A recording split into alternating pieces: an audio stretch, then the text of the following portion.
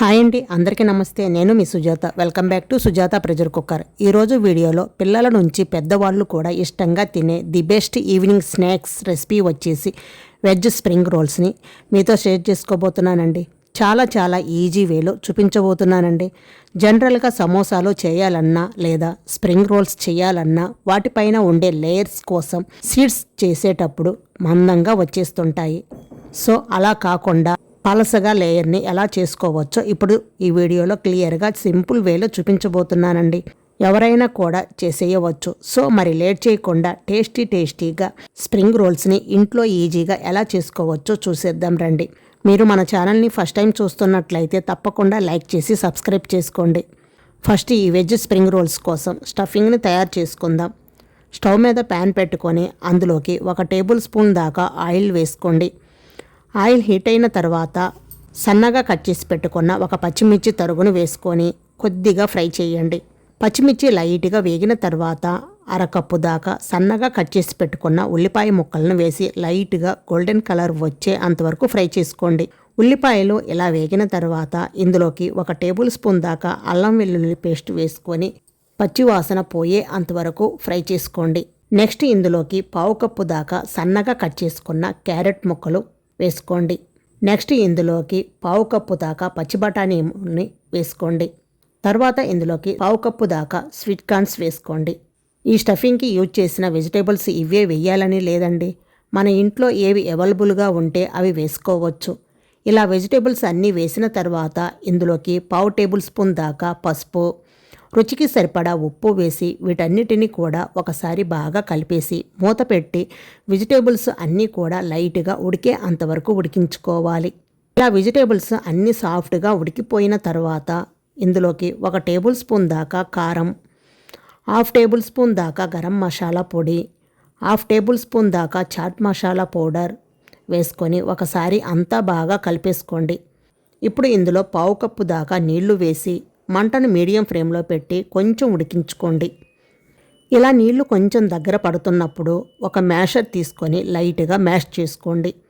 Vegetables ఈ విధంగా ఉంటే మనం తినేటప్పుడు కొంచెం ముక్కలుగా ఉంటుంది కాబట్టి లైట్గా మ్యాష్ చేసుకున్నట్లయితే స్టఫింగ్ అనేది చాలా టేస్ట్గా, కన్సిస్టెన్సీ కూడా పర్ఫెక్ట్గా వస్తుంది.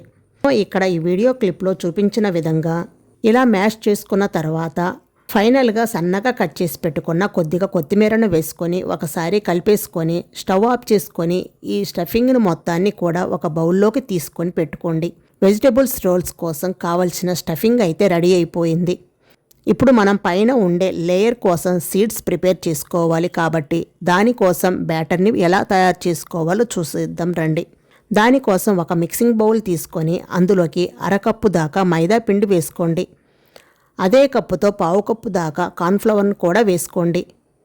ఇందులోకి రుచికి సరిపడా ఉప్పు వేసేసి నీళ్లు కొద్దిగా పోసుకుంటూ ఉండలు ఏమీ లేకుండా పల్చటి బ్యాటర్గా తయారు చేసుకోవాలి.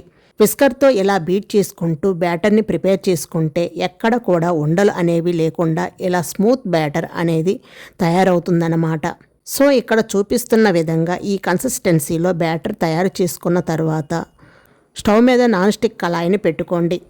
కడాయి లైట్గా హీట్ అయిన తర్వాత మంటను లో ఫ్లేమ్లో పెట్టుకొని మనం తయారు చేసుకున్న బ్యాటర్ని మళ్ళీ ఒకసారి కలిపేసుకొని ఇక్కడ చూపిస్తున్న విధంగా బ్రష్ తోటి ఈ విధంగా స్ప్రెడ్ చేయండి. ఎక్కడ కూడా గ్యాప్ లేకుండా స్ప్రెడ్ చేసుకోండి. కళాయి హీట్ ఎక్కువైనా లేదా బ్యాటర్ అనేది థిక్గా ఉన్నా కూడా మీకు పల్చటి సీడ్స్ రావండి. థిక్గా ముద్దల కింద వచ్చేస్తుందన్నమాట. అందుకని కళాయి హీట్ మీడియంలో ఉండాలి అండ్ బ్యాటర్ అనేది పల్చగా ఉండాలన్నమాట.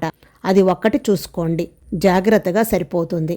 మనం పల్చగా స్ప్రెడ్ చేసుకున్నాము కాబట్టి ఇలా స్ప్రెడ్ చేసేటప్పుడు ఒక వైపు నుంచి డ్రై అవ్వటం స్టార్ట్ అయిపోతుంది. సో ఇలా స్ప్రెడ్ చేసిన తర్వాత వితిన్ సెకండ్స్లోనే మనకి సీడ్స్ అనేవి రెడీ అయిపోతుంది. సో వెంటనే ఈ సీడ్స్ని కళాయి నుంచి సపరేట్ చేసేయాలండి. ఎక్కువసేపు ఉంచేస్తే డ్రై అయిపోతుంది, బాగా గట్టిగా అయిపోతుందన్నమాట. ఇలా స్టిఫ్గా అయిపోతుందన్నమాట. సో అందుకని వెంటనే రిమూవ్ చేసేయాలన్నమాట. సో మీరు ఈ సీడ్స్ తయారు చేసేటప్పుడు కళాయికి అంటుకున్నట్లు అనిపిస్తే ఫస్ట్ టైము వేసేటప్పుడు లైట్గా ఆయిల్ని స్ప్రెడ్ చేయండి. అలా చేస్తే సీడ్స్ అనేవి అంటుకోకుండా ఈజీగా ఊడి వచ్చేస్తాయి అన్నమాట. ఇలా తయారు చేసుకున్న సీడ్స్ని ఒక ప్లేట్లోకి లైట్గా ఆయిల్ని అప్లై చేసి దానిపైన వేసేయండి. దీనిపైన మళ్ళీ తిరిగి లైట్గా 2-3 డ్రాప్స్ దాకా ఆయిల్ని స్ప్రెడ్ చేసి మళ్ళీ నెక్స్ట్ సీడ్స్ని దీనిపైన వేసేసుకోవాలి. ఇలా ఒకదానిపైన ఒకటి వేసేసుకున్నప్పుడు మిడిల్లో ఆయిల్ అప్లై చేయడం వలన ఒకదానికొకటి అంటుకోకుండా ఉంటుందన్నమాట. సో ఇదే ప్రాసెస్లో ఒకదాని తర్వాత ఒకటి సీడ్స్ అనేవి ప్రిపేర్ చేసుకోండి. నేను తీసుకున్న బ్యాటర్ క్వాంటిటీకి 9 దాకా సీడ్స్ వచ్చాయండి. అంటే మనం మీడియం సైజులో ఉంటే స్ప్రింగ్ రోల్స్ని 9 దాకా చేసుకోవచ్చన్నమాట, 9 దాకా చేసుకోవచ్చన్నమాట. సో ఇప్పుడు మనకి సీడ్స్ రెడీ అయిపోయాయి, అలాగే స్టఫింగ్ కూడా రెడీ అయిపోయింది. కాబట్టి వీటిని రోల్ చేసుకొని ఫ్రై చేసుకోవాలండి. ఒక్కొక్కటిగా ఇలా సీడ్స్ని తీసుకొని అందులోకి ఒక సైడ్గా 2 టేబుల్ స్పూన్ దాకా స్టఫింగ్ని పెట్టుకోండి. స్టఫింగ్ పెట్టుకున్న తర్వాత ఇక్కడ వీడియో క్లిప్లో చూపించిన విధంగా రోల్ చేసుకోవాలి.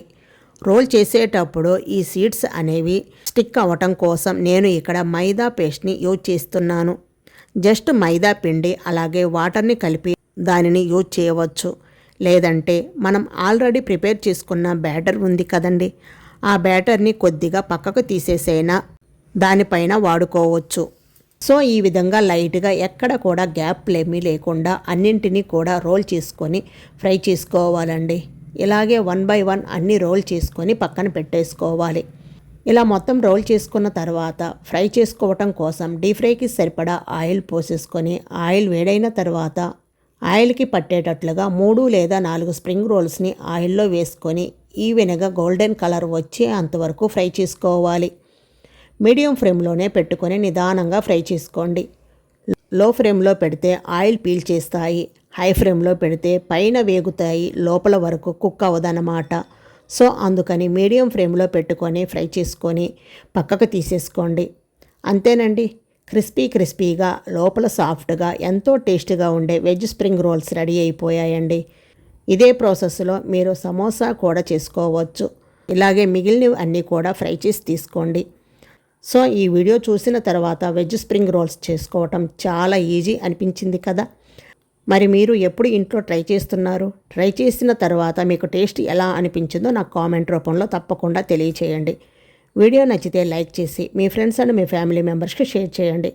అలాగే మరిన్ని సింపుల్ అండ్ టేస్టీ రెసిపీస్ కోసం సుజాత ప్రెజర్ కుక్కర్ యూట్యూబ్ ఛానల్ని తప్పకుండా సబ్స్క్రైబ్ చేసుకోండి. మరొక లేటెస్ట్ వీడియోతో మళ్ళీ కలుద్దాం. Thank you for watching.